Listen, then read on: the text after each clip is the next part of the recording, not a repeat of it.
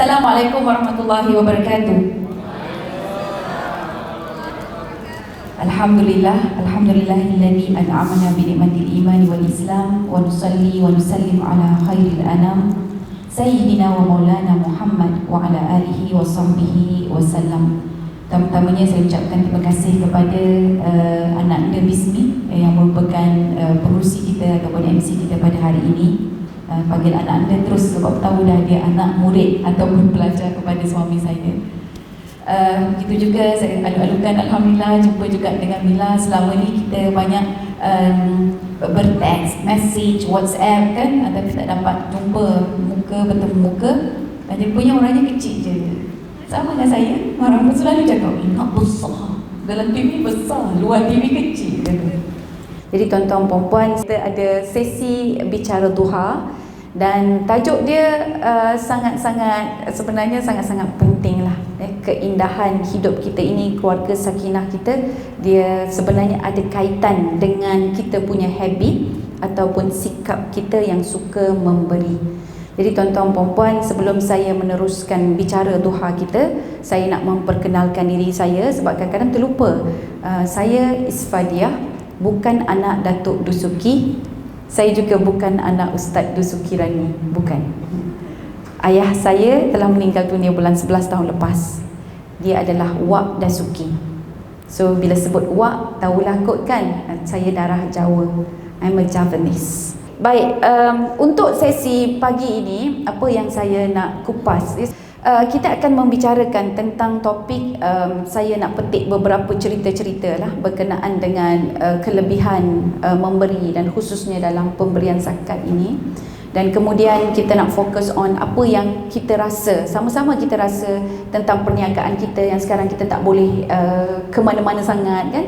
Jadi sekarang kita sudah mula bertatih-tatih. Jadi beberapa bulan yang lampau itu seolah-olah menjadikan satu bebanan yang kuat kepada diri kita tapi jangan risau Allah ada. Allah kan ada, la tahzan innallaha ma'ana. Jangan sedih, jangan kecewa, jangan risau kerana Allah sentiasa bersama dengan kita. Baik, apabila kita sebut tentang habit memberi ini, ada satu cerita yang benar-benar memberi kesan kepada saya. Kita tahu memberi ini banyak melindungi kita. Dengan kita memberi, dia jadi perisai pada diri kita. Percaya atau tak? Percaya ya? Kan? Dengan kita memberi itu, ada something good is going to happen in our life. Kisah seorang menantu. Mertua dia telefon dia satu hari. Dia cakap, boleh tak tolong carikan mak fizioterapi? Jadi mak mertua dia ni pernah dengar daripada menantu dia tentang seorang fizioterapi yang bagus. Jadi bila dia dengar mak dia tak sihat, jadi mak dia minta menantu dia carikan. Jadi menantu dia kata, oh boleh mak, boleh, no problem mak, mak datang aja, nanti saya akan setkan appointment. Jadi dia pun setkan appointment. Selepas setkan appointment bagai, dia pun terfikir, siapa yang nak bayar servis fisioterapis ni? Jadi sebagai seorang menantu yang nak jadi menantu yang baik, patut siapa yang bayar? Menantulah kan. Jadi menantulah. Jadi menantu ni pun nak bayar, tengok-tengok duit dia waktu itu tengah bulan hanya tinggal 100 sahaja. Tinggal 100 saja. Jadi dia nak minta dengan suami dia, macam sebesalah belum masanya kot. Belum lagi akhir bulan kan nak minta. Okey, tak apalah dia kata. So dia berbelah bagi, sama ada nak bagi pada mak dia ataupun tidak. Dan dia pun terfikir, okey macam inilah dia susun dialog. Macam ni nak cakap dengan mak okey, mak, nanti fisioterapi datang tu mak bayar separuh, saya bayar separuh. Okey tak cakap macam tu? Dia dah karang dalam kepala dia. Okey tak cakap macam tu Okey kot, boleh kot mak, kita pun nak bayar. Nanti mak mesti cakap, tak apalah mak bayar. Dia dah bayangkan kan. Tak apalah, ni mak punya urusan, tak apa, biarlah mak bayar. Okey nanti saya nak jawab pula. Janganlah macam tu mak, saya pun nak juga ada saham dia. Jadi 50-50, mak bayar separuh, saya bayar separuh. Tapi di sudut hati dia yang lain berbicara, tak malunya kau kan lebih muda daripada mak engkau. Mak mertua engkau tu tak ada pendapatan, kau ada pendapatan bila-bila masa lagi boleh dapat, kau punya tenaga kuat. Ada satu suara cakap macam tu, dan dia pun tersentak. Dan dia tersentak dan dia kata, betul lah, tak apalah, ada RM100 ni, habiskan aja lah RM100 bagi kat mak. Tapi ada lagi suara lain. Dia, tuan-tuan perempuan, dia memang macam tu tau.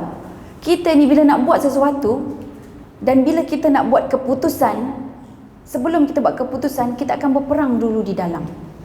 Dan Allah sebut pun di dalam Al-Quran, fa'alhamaha fujuraha wa taqwaha. Itu semua datang daripada Allah. Allah inspire you dengan bisikan-bisikan yang kurang baik, dan Allah juga inspire you dengan bisikan-bisikan takwa. So kalau Allah dah bagi ilham macam tu, apa kita punya kerja? Apa tugas kita? Masya Allah, senang aja. Tugas kita tinggal pilih mana satu ilham yang membawa kepada takwa. Tinggalkan ilham-ilham, bisikan-bisikan yang membawa kepada fujur. So fokus kita pada takwa. Mana bisikan takwa, mana bisikan takwa. So kita kena bezakan. Tak pandai bezakan, pergi balik pada umur mumayyiz. Umur mumayyiz bila tu? 7 tahun. So sebab tu anak-anak kita kena ajar pandai bezakan mana yang baik, mana yang buruk, mana yang betul, mana yang salah. Apakah maksud cantik yang sebenar, handsome yang sebenar, dan apakah maksud hodoh yang sebenar. Itu pada attitude, akhlak, peribadi dan sebagainya. Okey, kita kembali balik. Dia bisikan-bisikan tu. Jadi dia dah nak bagi RM100 tu tadi kan? Bisikan lain pula keluar. Kau ni bila api bila air pun tak cukup. Kau punya minyak kereta pun belum tentu cukup. Ni RM100 aja tinggal kot. Takkan tak pandai nak sikit-sikit, berdikit-dikit kan? Mak mertua awak tu, cuba tengok anak dia ada berapa. Sempat pula dia mengira anak dia ada 12. Lepas tu awak bagi setiap bulan berapa? Dia rupanya yang bagi pada mak mertua dia duit bulanan. Dia tengok dia setiap bulan dia bagi mak mertua dia 500. Dan waktu itu dia sempatlah pula kira 500 kalau darab 12 orang anak, berapa pendapatan mak mertua dia. Bisikan dia keluar tau. Kata, ya Allah, dah 6,000 dah mak aku. Lebih tinggi lagi gaji aku ni. Mak goyang kaki dekat rumah, gaji dia seolah-olah dapat 6,000. Semua pemberian anak-anak. Tuan-tuan perempuan, menyelit lagi satu bisikan. Apa kata? Tak malunya engkau. Kau ni mak sendiri dah tak ada, tinggal mak mertua tu je. Mak mertua ibarat mak sendiri. Tak tahu siapa yang mati dulu, tapi ini adalah peluang. Bukankah ini peluang sebenarnya untuk kau berbakti kepada ibu mertuamu? Terasa macam tu. Kata yelah, kena bagilah kot RM100 ni kan, kena bagi. So berbelah bagi. Ada bisikan yang tak baik, ada bisikan yang baik, berulang kali, repeatedly muncul dalam diri dia. Sampailah mak dia datang, mak dia dapatkan rawatan. Waktu itu pun masih lagi ada usah-usah lagi kan. Ada saya, payahlah kita ada RM100 lah, mak ni mesti mak ada ni. Tapi Masya Allah tuan-tuan perempuan, apa dia buat? Dia tetapkan hati, fa iza azamta fatawakkal 'ala Allah. Jika kamu sudah ada azam, maka serahkan kepada Allah. So apa dia buat? Dia terus bagi kepada fizioterapis tu. Dia salam, waktu tu bolehlah salam kan, tak adalah COVID-19. Sekarang ni dia salam COVID ya. Okey. Jadi dia pun terus bagi dia hulur, dan dia hulur kepada fizioterapis. Mak mertua dia nampak, dan mak mertua dia bukanlah macam orang yang tak pandai sangat tu, tahu. Dah siap dah dalam sampul untuk bayar kepada fizioterapis. Tapi tak jadilah bagi pada fizioterapis tu. Dia bagi pada siapa? Bagi pada menantu dia. Sebab dia nampak menantu dia dah bayar. Tuan-tuan perempuan kata, mak ni susah aja. Dia pun ambil tu. Dalam hati kata, lega ya Allah, mak faham. Dia kata, ambil salam tu, ambil. Tapi time dia ambil tu, dia kata, ruginya engkau pada waktu engkau dah berniat untuk sedekah, untuk memberi, tapi engkau diberi balik, bagi balik, dan kau tidak meneruskan niatmu, maka tidak ada akaun akhirat buatmu. Tidak ada akaun akhirat buatmu. Maksudnya dah bayar balik kan. Jadi apa akaun kita berbakti pada mak ni? Tak ada. Dan dalam diam tuan-tuan perempuan, apa dia buat? Dia ambil sampul tu, dia masukkan dalam beg tangan mak dia. Mak dia tak tahu pun.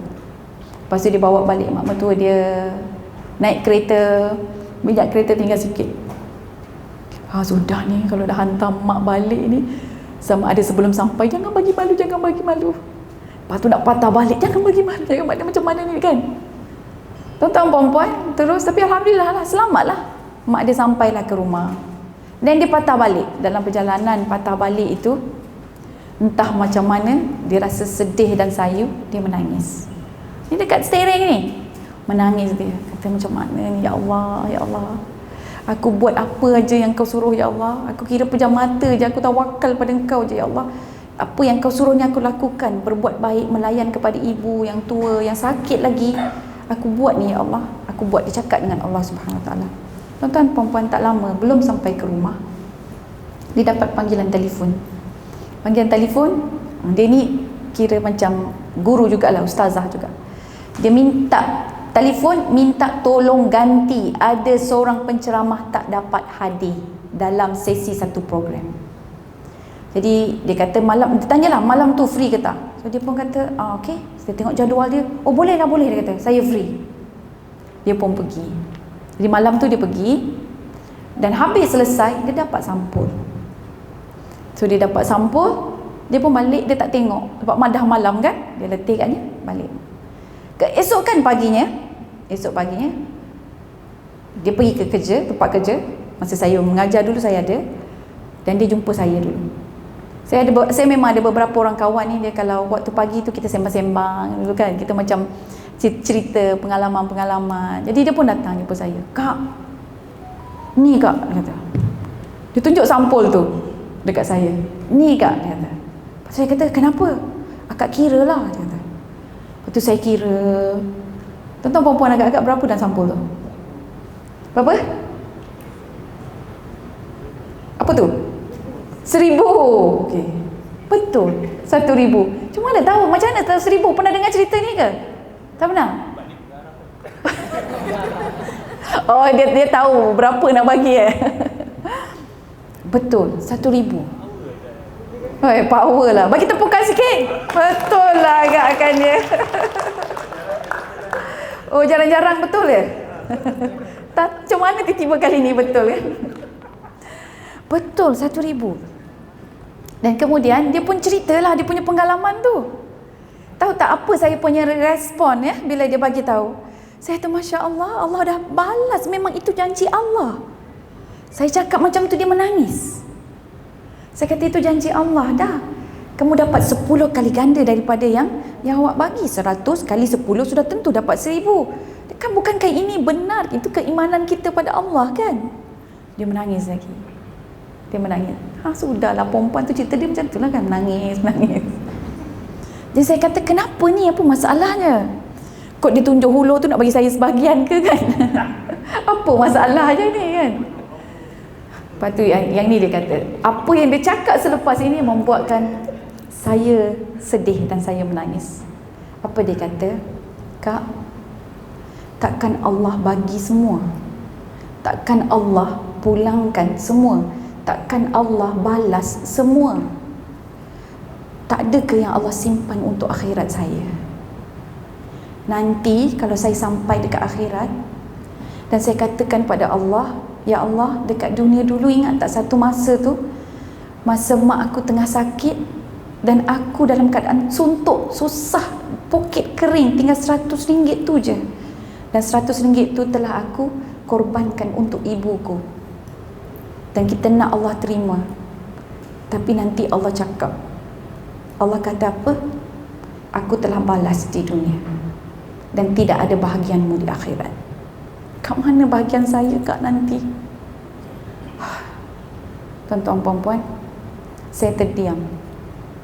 Dan waktu tu saya pun tak boleh nak jawab. Saya pun menangis sama. Saya kata, ya Allah, betul lah, betul lah. Dia mempunyai pemikiran yang macam tu. Dan Masya Allah, inilah satu cerita yang saya kira sangat-sangat penting. Kadang-kadang kan bila kita nak memberi, kita ingat Allah nak balas kita, Allah nak balas kita.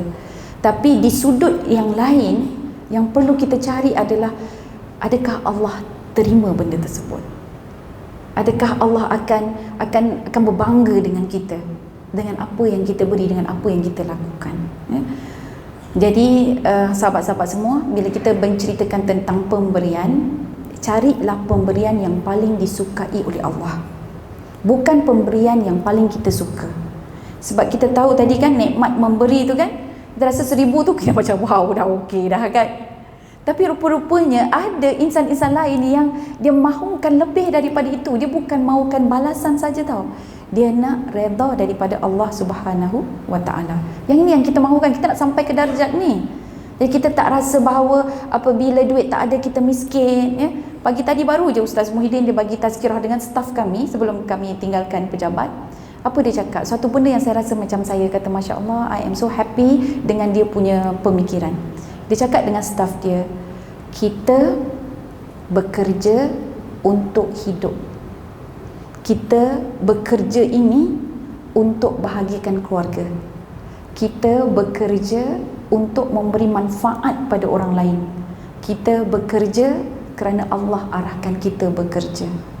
Kita bukan hidup untuk bekerja. Faham tak tu? Ada beza tak tu? Dia ada beza. Kita bekerja ni untuk kita beribadah pada Allah. Jadi maksudnya kerja kita itu mesti jadi ibadah kepada Allah Subhanahu wa taala. Dan dalam banyak-banyak pemberian, tadi pemberian dengan ibu mertua, kemudian pemberian dengan mungkin orang-orang yang memerlukan lagi kan. Okey. Saya pause kat situ sebab nak jadikan surprise effect. Saya nak cerita satu lagi yang lain. Okey. Sebenarnya kalau kita nak memberi ni, dia memang ada yang keutamaan lah kalau memberi. Pertama, kita boleh beri orang penerima. Yes. Penerima yang paling utama ada. Yang kedua, bila kita nak memberi, masa yang paling utama pun ada. Ketiga, keadaan pemberi yang paling utama untuk dia memberi pun ada. Dia ada 3 lah: penerima, pemberi dan keadaan ataupun masa. Ya? Okey, so 3 tempat. Saya nak pergi kepada penerima. Agak-agaknya bila time kita nak memberi itu, kita mesti nak memilih penerima yang paling afdal. Betul tak? Penerima yang lebih utama di sisi Allah. Tahu tak siapa dia penerima yang lebih afdal? Kalau nak memberi, kena cari siapa dulu? Cari keluarga. Betul. Okey. So konsep sedekah, konsep memberi ini adalah kepada orang yang memerlukan, betul? Dan daripada kalangan orang yang memerlukan itu adalah kalangan keluarga kita. Baik, daripada kalangan keluarga kita ada lagi yang lebih utama untuk kita beri, sumbangkan. Siapa tu? Mak ayah, betul tapi salah. Saya cuba 2 kali lagi. Pasangan, betul tapi salah. Satu lagi. Diri sendiri. Siapa tu? Ya, betul tapi salah. Okey. Alah Ustazah, ada 3 kali semua betul tapi salah lah juga kan. Baik, menurut satu hadis yang diriwayatkan oleh Imam Ahmad dan juga Tabrani, penerima yang paling afdalus sadaqah as-sadaqatu ala dzirrahmil kasyih. Maksudnya sedekah yang paling utama adalah kepada kaum kerabat yang paling kita benci, yang paling kita tak suka. Okey. Baik, itu keadaan dia tau. Maksudnya kita kena cari penerima yang paling utama di sisi Allah dan Rasulullah. Agak-agak kenapa ya? Agak-agak kenapa? Jiwa ya, melatih jiwa ya. Dahsyat Mila. Mila dah dekat dengan garisan tasawuf. Ahli sufi. Okey. Baik. Keadaan dia sama kalau di akhirat nanti kita kata, ya Allah, aku memberi ni kepada anak saudaraku, ya Allah, dia adalah kaum kerabatku. Dan dia sangat memerlukan. Dia ini anak yang baik, anak yang soleh, anak yang sentiasa dengar kata, sejuk hati memandang. Dan aku setiap bulan bagi dia 5,000. 5,000 kau? 5,000 setiap bulan, ya Allah, sebab nak buat akaun akhirat. Lepas tu Allah tengok, engkau lakukan ini untuk apa? Untukmu ya Allah. Allah kata apa? Bohong. Engkau lakukan untuk dirimu sendiri. Sebab kita suka dia. Sebab apa? Sebab apa? Kalau kita tak suka dia, kita beri ke tak? Mungkin tak. Tapi daya apakah, kuasa apakah yang menggalakkan kita ini, yang push kita, yang force kita untuk memberi kepada orang yang kita benci? Daya mana? Kerana ikhlas. Ya Allah, aku bagi ni kalau bukan kerana engkau, tidaklah aku bagi kat dia. Sebab menyampah. Kita tengok motor dia pun kita nak muntah, kan? Tengok bumbung rumah dia, tak ada harapan lah. Sebab kita menyampah dengan dia ni. Tapi kalau bukan kerana Allah, kita takkan bagi pada dia, kan? Tapi kita bagi ini sebab apa? Sebab semata-mata kerana Allah. So that is the real meaning of ikhlas. Boleh tak bagi tepukan kepada abang kita ni, dia sebut ikhlas. InsyaAllah. Baik, maksud ikhlas kita memberi sesuatu bukan nakkan pulangan. Tak ada. Kita bukan nakkan balasan. Daripada manusia pun kita tak nakkan balasan, kan? Tapi yang kita nak adalah daripada Allah. Allah tu redha ke tak dengan kita. So satu-satunya keutamaan dalam bersedekah ini adalah kepada orang yang kita tak suka, orang yang kita benci. Sebab di situ lahirnya ikhlas. Ikhlas yang sebenar. So you do that only for the sake of Allah, not other than Allah. Yang tu surprisingly, Masya Allah. Betul tak? Kan? Jadi itulah daya kekuatan kita. Baik, dalam Al-Quran ada 114 surah, betul? Salah satu daripadanya adalah surah Al-Ikhlas. Cuba kita baca sama-sama surah Al-Ikhlas. Bismillahirrahmanirrahim. Qul huwallahu ahad, Allahus samad, lam yalid walam yulad, walam yakullahu kufuwan ahad. Dalam ayat-ayat di surah Ikhlas tu, ada tak perkataan ikhlas? Ada tak? Kita baca sekali lagi. Qul huwallahu ahad, Allahus samad, lam yalid walam yulad, walam yakul lahu kufuwan ahad. Ada tak perkataan ikhlas? Tak ada. Yang banyak apa? Qul huwallahu ahad.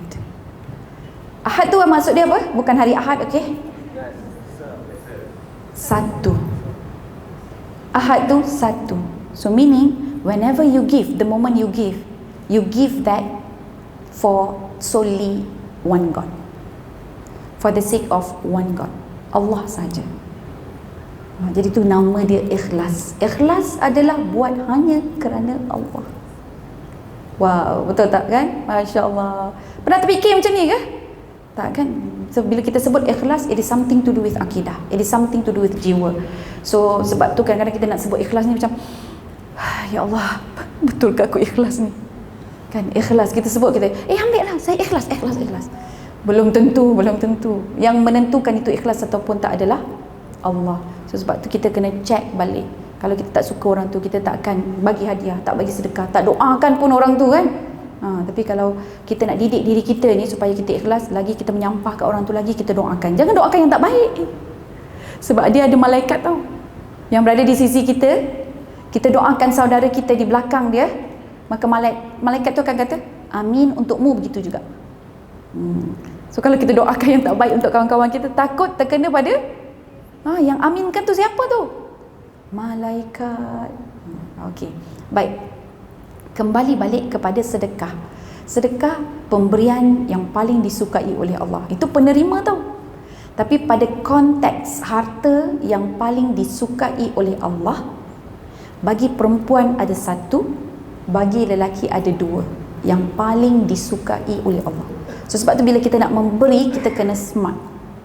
Kita bukan hanya memberi tanpa ada ilmu. Kita selesaikan dulu apa yang Allah suka, baru kita pergi pada apa kecenderungan dan fokus kita. Kita tengok apa yang kita suka ini inline tak dengan Allah. So apa dia yang Allah suka? Allah suka benda yang difardukan ke atas kita. Dalam banyak-banyak sedekah, carilah sedekah yang wajib. Apa sedekah yang wajib? Bagi lelaki, zakat. Satu lagi, buat lelaki 2, nafkah. Siapa sebut nafkah tu? Oh mak boleh jadi tok guru lah. Oh, tepukan. Terima kasih. 2 benda yang wajib. Yang ini yang kena settlekan dulu. Itu bagi kaum lelaki. Dia ada tanggungan zakat, tanggungan nafkah. Yang itu kasih settle dulu. So kalau tak settle, itu yang Allah akan hantuk-hantukkan hidup kita sikit. Jadi ada je benda tak kena. Start motor tak hidup. Elok-elok dapat gaji tu kita dah nampak dah nak belanja anak lah kot kan, belanja family, isteri. Singki dekat dapur pula bocor. Ada je masalah, anak nanti demam seminggu, kena masuk ward. Dia ada macam tu, dia macam ada hiccups in our life. Tapi ingat ya, kita nak memberi pun zakat ke apa ke, bukan kita nak suruh Allah tariklah hiccups ni, tak. Kita nak barakah. Barakah ni benda sikit je, tapi dia punya kebaikan banyak. Dia beli makanan, bukan apa, cakoi tiaw je. Anak-anak makan tu lagi sehat, tak demam, tak semput, tak selsema, ada daya tahan. Orang semua main hujan, semua demam, anak kita tak demam. Siapa yang tentukan itu? Allah. Tapi dia datang daripada rezeki yang barakah. Rezeki barakah ni Masya Allah, you can see kan many people around us, diorang having the same problem, tapi sebab barakah dia diselamatkan oleh Allah Subhanahu Wa Taala. Yang sakit lah, yang itulah, yang inilah. Kan saya pernah nampak dengan mata kepala saya sendiri, seorang anak yang kanser, 2 mata dia buta, ikut doktor kata angkut je lah, maksudnya buang je lah kan. Tapi oleh kerana dia ini jenis orang yang sangat berhati-hati lah daripada sudut rezeki ke apa ke kan. Anak dia sekarang 1 mata dah boleh melihat, 1 mata lelaki dalam proses buat kemo dan sebagainya. Kalau ikutkan dulu tu, buang saja mata tu, macam dah tak boleh berfungsi lagi. Tapi Alhamdulillah, berkatkan barakah. Baik, nafkah, zakat di kaum lelaki. Perempuan, apa satu yang wajib tu? Lelaki juga yang jawab. Zakat, kita zakat. Zakat pendapatan, kemudian zakat duit simpanan, zakat emas. Ada tak biskut tawar? Ke pulut dakap ke kan? Okey, tak apa yang pakai tu, dia ada dia punya haul, dia ada dia punya dia panggil haul dan nisab. Dia ada haul dan nisab. Dia haul tu maksudnya kena tempoh setahun pakai tu. Dan nisab dia mesti kena lebih daripada beratnya. Beratnya adalah 850 gram. Itu Selangor. 800 gram ke 850? 850 gram. Maksudnya macam sekilo lah tu dah tunduk, jalankan tawaduk. Rupanya rantai dia beberapa ratus gram dekat dalam tudung tu. Dia pakai tudung je, mana nampak tu gelang dia pakai. Tak nampak sebab dia pakai handsock. Cuba buka gelang dia. Ya Allah, biskut tawar. Bang tahu tak biskut tawar bang? Biskut tawar yang tak boleh makan tu kan. Biskut tawar dia bentuk gelang emas ya. Okey. Pulut dakap tahu kan, pulut dakap? Tahu, dia bukan spesies makanan ya. Tapi dia pulut dakap yang terkini adalah pulut dakap yang menyilau kan gitu. Okey. Jadi itu kerja kita. So sebab tu kalau kita tahu basic ataupun asas ini, kita sebagai orang Islam kita tak akan marah dengan kenapa harta pusaka lelaki dapat 2, kita dapat 1. Perasan tak? Sebab lelaki dia ada tanggungan dia itu lebih. 2 yang memang macam stagnan, yang boleh kira okey sikit adalah yang zakat. Itulah 2.5% je. Kalau 1,000 bayar hanya berapa ringgit? Daripada 1,000 pendapatan hanya RM25 saja. Itu untuk zakat bagi RM1,000. 2.5%. Tapi yang dia agak lebih terbanyak adalah nafkah lah. Sebab nafkah tu dia kena cover 5. Nafkah pada 5 nafkah makan minum, pakaian, kemudian perlindungan, keselamatan, shelter tu rumah, dan juga keselamatan dan juga pendidikan untuk isteri. So alhamdulillah sekarang masjid dengan Facebook live banyak kan, galakkan isteri pergi belajar. Okey, pergi belajar tu dekat masjid tu bagus tu. Dekat live Facebook ni ada ni kau. So share dengan isteri, sebab one of your responsibility adalah mendidik isteri. Jadi mendidik isteri kita ni konon tak pandai lah sangat ke kat sini, hebat-hebat kat Emilah. Tok guru semua kan, insya-Allah semua soalan tanya jawab dia tahu. Tapi seorang tu depan tu je lah kan. Okey. So jadi di situ adalah tanggungjawab kita. So dia ada 5 benda yang dia kena tanggung. So kalau daripada sudut 5 benda ini yang dia tanggung, dia tak selesaikan, jawablah nanti depan Allah. Sebab memang dalam ayat Al-Quran pun cerita suami sama ada mampu ke atau tidak mampu, memang kena tanggung nafkah. So nafkah is the exclusive right for only husband. Tetapi kalau isteri ambil, alhamdulillah lah, isteri bantu tu. Tapi jangan lupa diri, dan isteri pun kena biasa untuk memberi orang kata tu ingatan pada suami, sebab kadang-kadang kita ni manusia kan, kita terlupa. Dan akhir sekali isteri jangan mengungkit. So kalau kita mengungkit, dia hanguslah. Syaitan dalam kitab Talbisu Iblis, belitan tipu daya iblis, dia memang menyediakan 99 jalan atau lorong amal. Kita buat baik dengan suami kita tolong tu, dengan mertua tadi kita tolong kan, dengan anak-anak lagi dia punya insurans lah, dengan pendidikan apa semua kita cover. Maklum gaji kita 30,000, suami 3,000 je. Jadi kita lah yang cover semua. Di suami pula kata okey abang boleh bagi kalau untuk duit dapur dalam 300 saja. Kan kita pun cakap tak apalah bang, 300 tu kesian sangat dengan abang, simpanlah tu duit tol je lah bang, kita kata kan. Kalau buat kata macam tu tak apa, so kita cover semua, no problem. Tapi kalau ada apa-apa yang berlaku, jangan kita ungkit. So once ungkit, apa kata Allah? La tubtilu sadaqatikum bil manni wal adha. Jangan kamu batalkan, tubtilu batal, jangan kamu batalkan sadaqatikum, sedekah kamu, pemberian kamu. Sedekah juga sama dengan perkataan sedik, kita membenarkan, memang kita benar nak membantu dan sebagainya. Bil manni wal adha. Bil manni maksudnya ungkit, mengungkit. Wal adha, menyakiti. Tu kalau kita hidup dengan pasangan kita tu 15 tahun lah contohnya, dalam tempoh 15 tahun tu kita yang menyokong dia, kita yang bantu dia, kita tutup kan, tiba-tiba suami datang, I rasa I nak kahwin lagi. Kita pun zap mengungkit. Tahu tak, syaitan pun gelak dengan sandar dan rasa goyang kaki. Dia kata yes, dah berjaya, sebab kita dah mengungkit. Tapi kalau rasa macam saya rasa macam tak boleh lah terima kalau dia kahwin lagi, tak apa. So kita pun bentangkan, bang, yang ini sekarang yang saya sudah sponsor rumah kita, so bermula daripada hari ini saya nak rasa macam mana abang pula buat kerja abang. So saya tak nak bantu lagi, sebab abang kalau kahwin lagi, abang sebenarnya kena cover dua orang. So saya tak nak. So kita try dulu setahun ni macam mana. Jadi kita pun tunjukkan, dan actually sangat baik kalau kita berbincang suami dan isteri setiap bulan berapa bayaran dan sebagainya. Wah, kita punya LZS, jadi bagaimana hendak menguruskan keuangan rumah tangga lah pula kan. Well, itu adalah saranan saya, ya, okay, supaya kita tidak hangus apa yang kita telah berikan kepada pasangan kita. Dan kadang-kadang tuan-tuan perempuan, rezeki Allah ini dia sangat, Masya Allah, sangat pelik. Sebab Allah memberikan kita min haitsu la yahtasib, daripada punca yang kita kadang tak terfikir. Suami bekerja bersungguh-sungguh bagai nak rak tau. Duit yang masuk hanya 3,000. Isteri goyang kaki je kan. Dia buat kerja sikit masuk 10,000. Buat kerja sikit aja masuk 10,000. Dia banyak berehat. Tapi sekali dia buat tu, sekali dia bantai tu, wow, masuk terus 30,000 setiap bulan dia dapat. Ini pun sama. Kita tengok suami kerja sungguh kan. Jadi kita pun cakap, apalah abang ni kerja bagai nak rak duit, tak ada apa-apa. Dia dah mula dah. Saya tengok saya petik jari je dapat 10,000. Saya petik je jari kedua dapat 20,000. Kadang-kadang kita rasa begitu kan. Dan dalam hal itu kita kena kembali balik pada sejarah. Lihat Siti Hajar dan anaknya.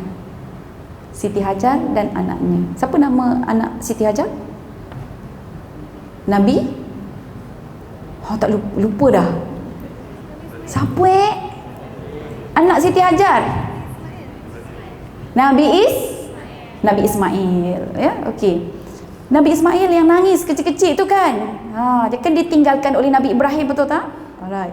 Okay, Bismi Travel ni boleh buat satu kisah cerita. Dia boleh ceritakan apa yang berlaku di Tanah Suci. Baik, dia tinggalkan Siti Hajar dengan Nabi Ibrahim tinggalkan Siti Hajar dan Nabi Ismail. Dan waktu itu bekalan mereka makin susut dan kemudian habis.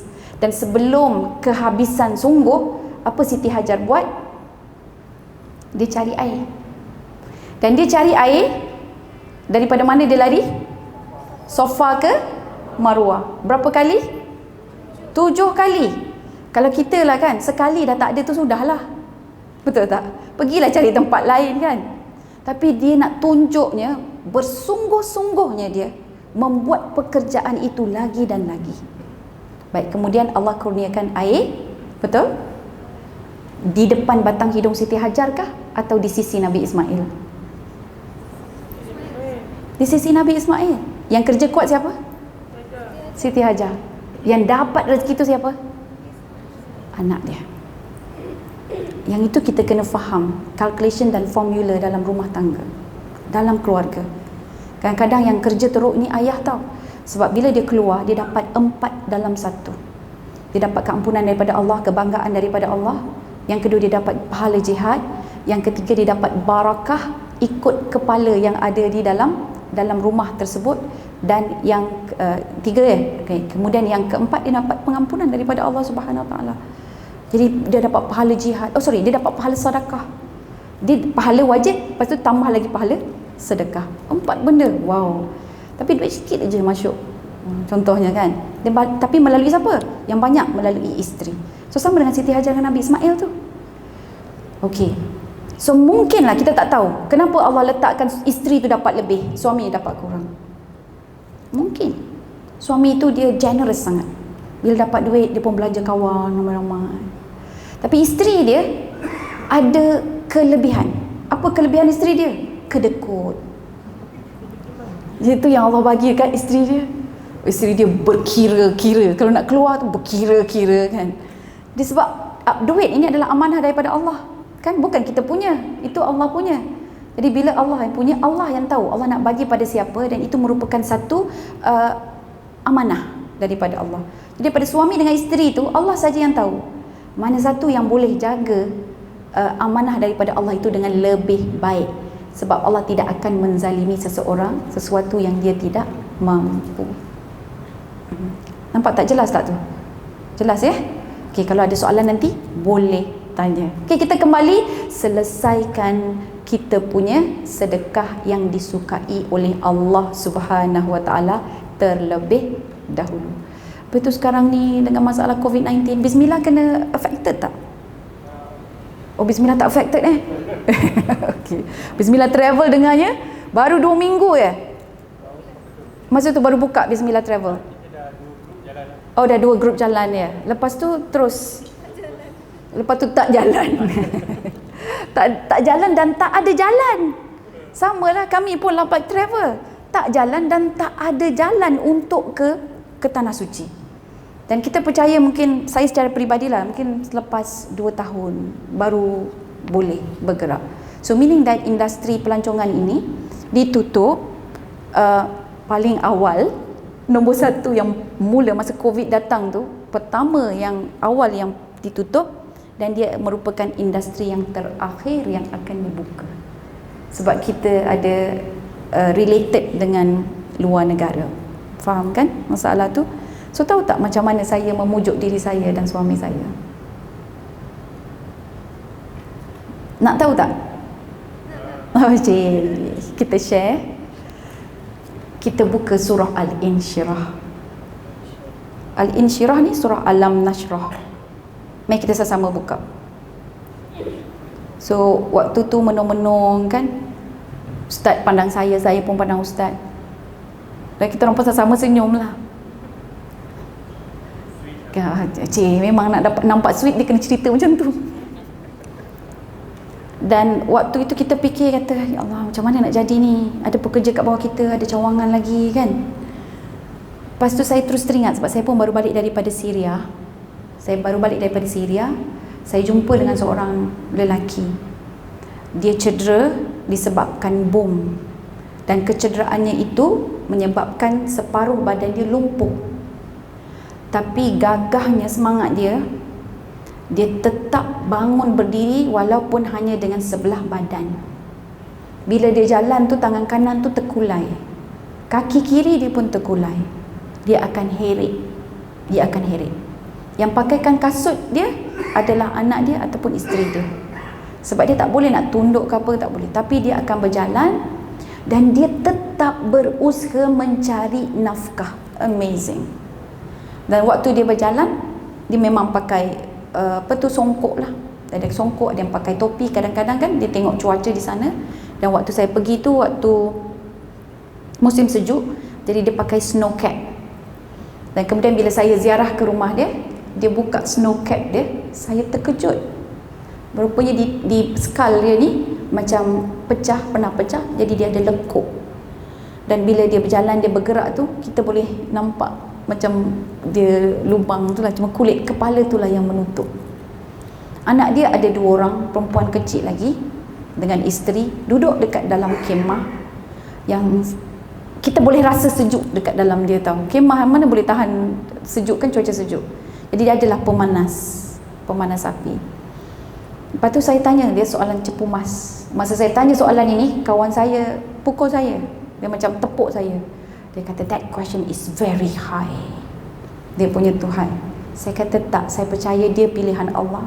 Mesti ada sesuatu yang bermain dalam jiwa dia yang Allah pilih. Apa soalan saya?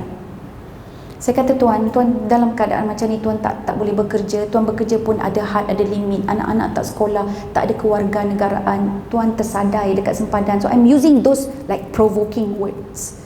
Tuan tersadai dekat sempadan ini, nak mengharapkan orang Lubnan pun tak ada. Tuan terpaksa tunggu menjadi tangan yang di bawah, meminta-minta.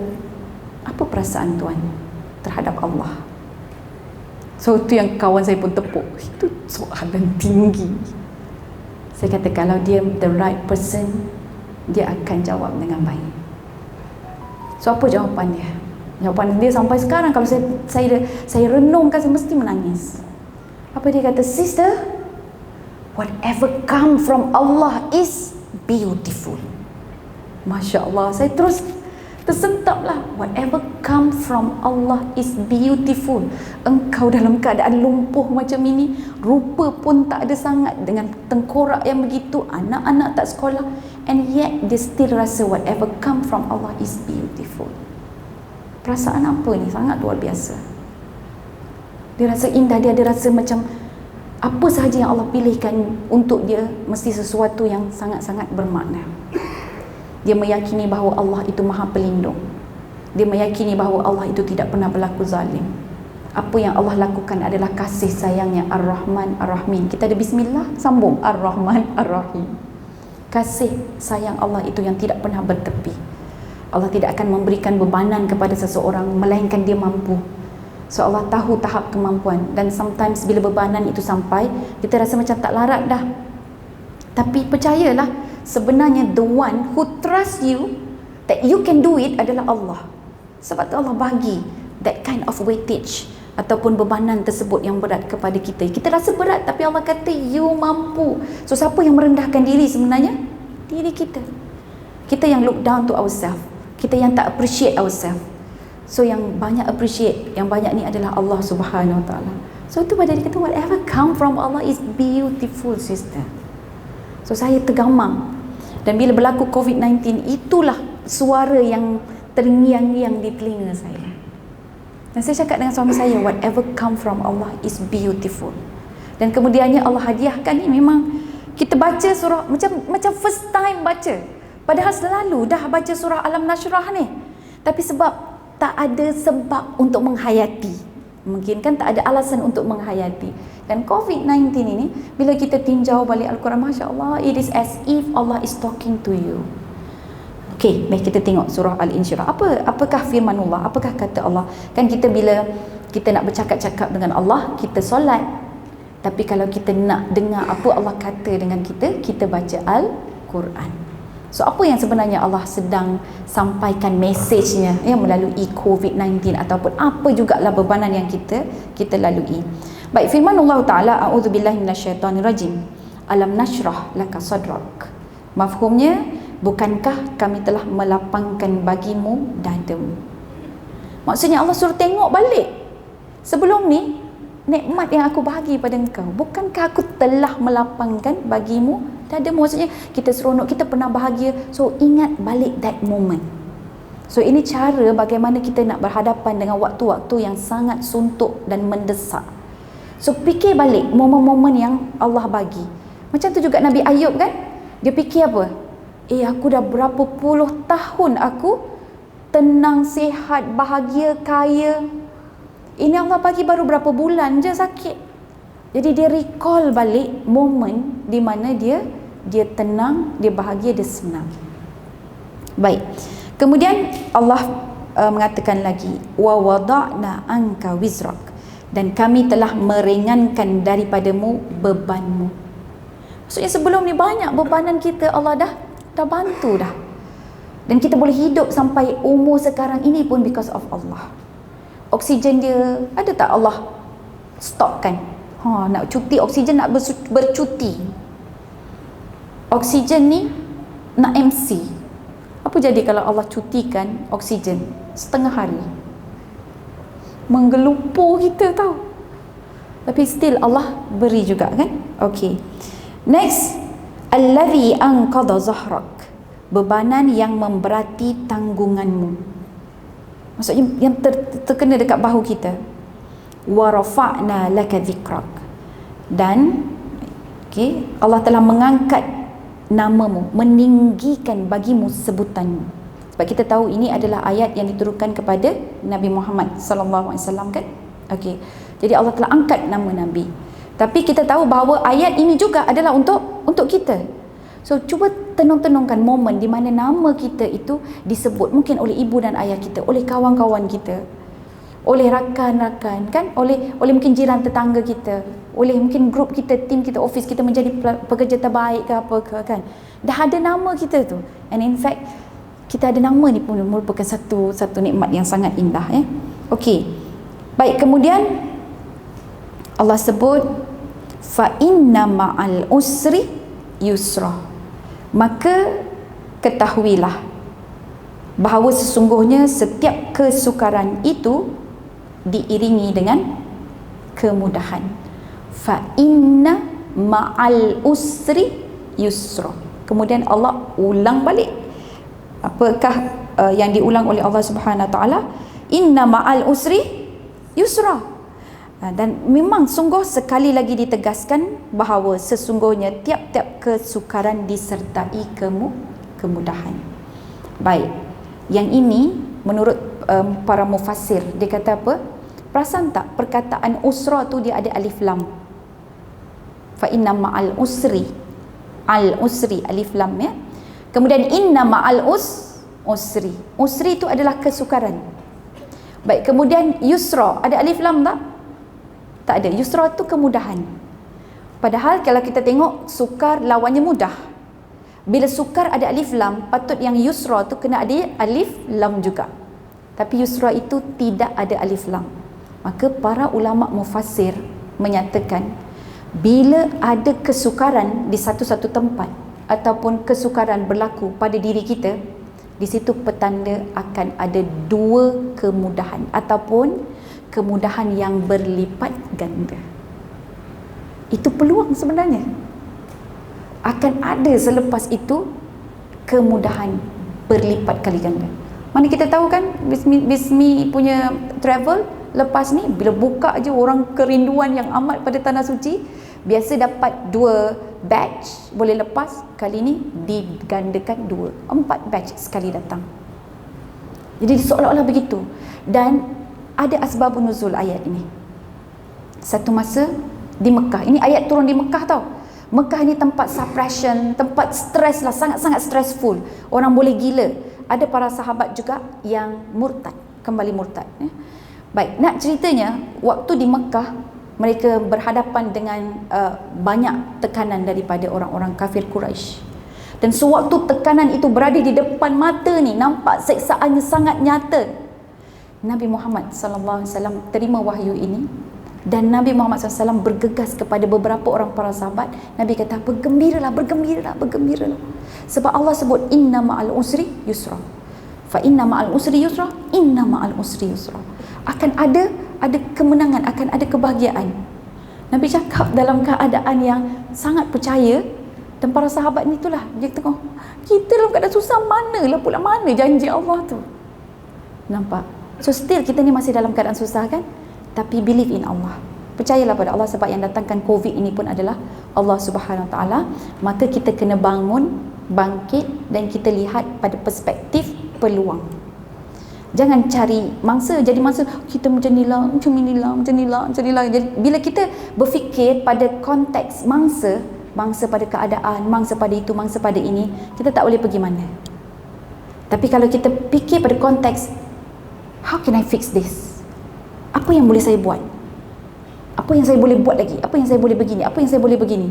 So you are going to be very creative. Keberanian ni pula terserlah. Dan kita dapat sesuatu yang sangat luar biasa. Allah bagi kelebihan-kelebihan yang tertentu. Ya? Jadi itu hanya Allah sajalah yang tahu. Okey. So lepas tu habis ke selesai? Belum. Allah ingatkan kita lagi. Fa idza faraghta fansab. Maksudnya kemudian apabila engkau telah selesai daripada sesuatu urusan, apa firman Allah Ta'ala? Fansab, maka berusahalah untuk continue, teruskan amalan yang lain. So kita dah tak boleh ni nak meniaga wedding contohnya kan, tak boleh nak meniaga wedding, tak boleh nak pergi ke tanah suci. Benda tu selesai dah, urusan tu tak boleh nak buat lagi. Allah suruh teruskan usaha kamu. Habis satu, terus. Jangan rehat. Jangan tenang, jangan tidur. Terus buat, continue. Ya? Kita teruskan berusaha.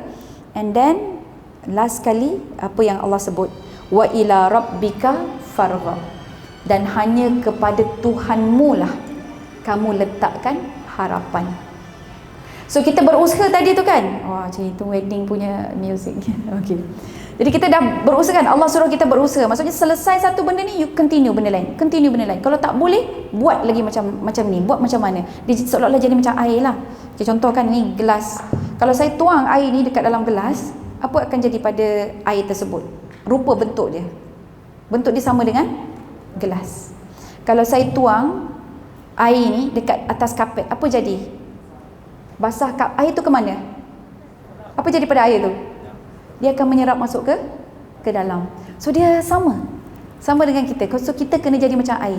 Bila kita sampai satu tempat tu, kita akan memenuhi ruang. Kita boleh jadi bentuk macam tu, fleksibel. Masuk dekat atas kapet, kita akan jadi masuk meresap ke dalam. Kita mencari ruang lagi. Kan? Jadi itulah maksud dia, fa iza faragta fansab, dan akhir sekali wa ila rabbika farghab. Maksudnya hanya kepada Allah sahaja kamu meletakkan harapanmu. Jangan letakkan harapanmu pada usahamu. Jangan letakkan harapanmu pada kamu punya kreativiti. No. Itu adalah anugerah Allah. Tapi harapan itu letakkanlah kepada Allah Subhanahu Wa Taala. Ya. Jadi di sinilah kita sama-sama merasakan nikmat, ya. Apabila ada COVID-19 datang, kita lebih menjadi masyarakat yang prihatin. Dan I'm so happy bila saya tengok video-video tu kan. Kita Malaysia ni antara negara yang paling cepat tahu kita mengatasi ataupun membenteras COVID-19 dengan satu suara. Kalau kita tengok dengan US-nya, dengan masalah negara-negara lain lagi kan, tak settle, nak suruh dia orang duduk dekat dalam rumah pun tak boleh. Sangat payah. Jadi dia orang tak respect. Negara-negara yang kita rasa macam kita boleh tabik tu, sekarang baru kita tahu siapa dia. Sebab sebenarnya nak tahu siapa mereka sebenar, tengok pada waktu dia susah, tengok waktu dia sakit, tengok waktu dia marah. Waktu dia susah, macam mana perangai dia. Kat situlah terserlah dia punya keimanan ataupun diri dia sebenar. Waktu dia sakit, macam itulah perangai dia, baru kita tahu. Dan kemudian waktu dia susah, sakit, satu lagi, marah. Waktu dia marah, baru kita tahu, oh macam ini dia.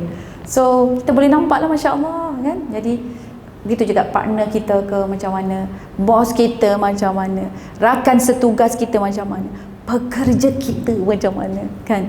Ada yang setia, ada yang terus lari ke ada yang memburuk-burukkan kita ke, ada yang cuba untuk membantu menyokong kita ke. Oh, kat sini kita baru boleh nampak. So COVID ni adalah sesuatu entiti yang kita tak nampak. Ada nampak? Tak nampak kan? Tapi kita percaya tak ada COVID? Percaya. So the same thing, you have to put your hope to Allah yang you tak nampak. Sama kalau kita percaya COVID ini boleh mendatangkan impak kesan yang buruk pada kita, so kita pun percaya pada Allah yang memberikan janji-janjinya dalam surah Al-Insyirah. Tapi kena apa? Usaha. Maksudnya bila selesai saja satu, fa iza faraghta tu maksudnya kamu selesai satu urusan, fansab, teruskan lagi dengan urusan yang lain. So jangan berhenti. Dan alhamdulillah saya kira hari ini, tadi sempat dengar Mila pun cakap, Mila kata kita orang usahalah juga buat company lain dalam food and service apps ke apa ke kan. Jadi saya kata masya-Allah, orang boleh fikir macam tu kan. Jadi kita sangat rasa terharu dengan apa yang Allah berikan pada kita, dan mudah-mudahan Allah terima amalan dan juga usaha kita serta azam kita untuk terus menjadi hamba-Nya yang baik.